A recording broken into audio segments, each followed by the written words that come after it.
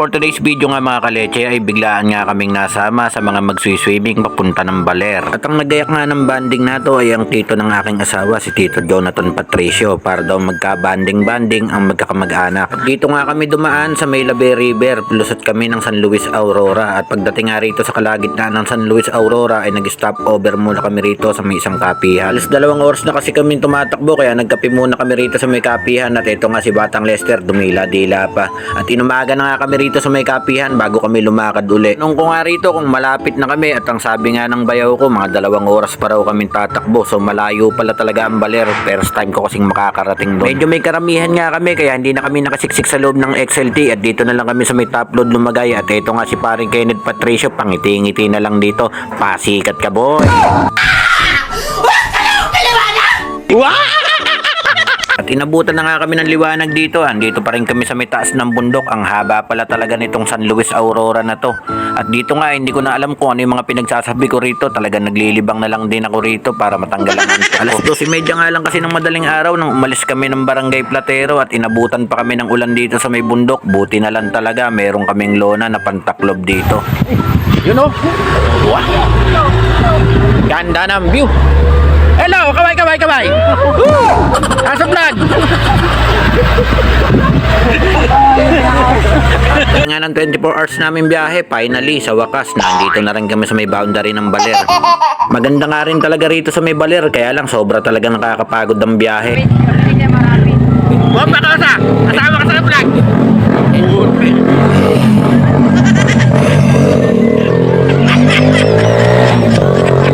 Tuwa nga lang kami sa nakamotor na yan kasi bumuntot sa amin, sabay hinihiyawan kami at finally nakarating na kami rito sa aming destinasyon sa may Baler. Ito nga si Tito Nick, pakembot-kembot na naman, hindi na naman siguro nakainom ng gamot. Ayaw, di ba?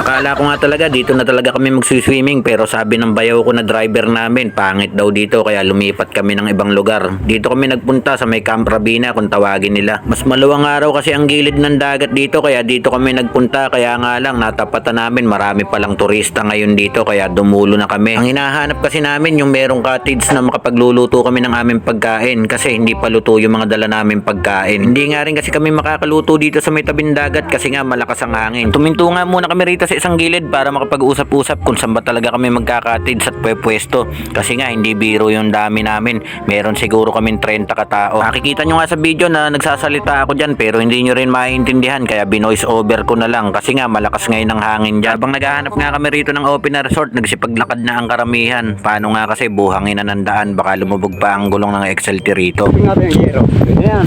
No.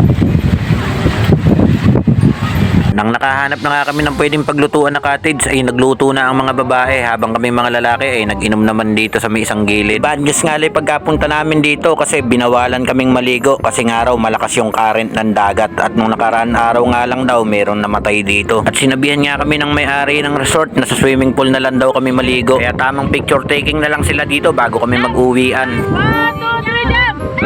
At makikita nyo nga rito kung gaano kasungit talaga ang alon. Talagang hindi pwedeng maligo. Napakadelikado nito lalong lalo sa mga bata naming kasama. Gusto nga sana namin mag-overnight dito kaya lang hindi rin man makakaligo sa dagat kaya baliwala rin. Uuwi na lang din kami ngayong hapon. At inabutan ko nga rito sa gilid ng dagat si Cedric na nagmumuni-muni. Siguro nangihinayang siya dahil hindi siya makakaligo sa dagat dahil bawal nga. Kaya nga nilapitan ko siya at sinabihan kong okay lang yan. Pag uwi natin sa bahay maligo ko na lang sa batya. Doon ka mag-swimming, dumaib-daib ka. Ganun ba?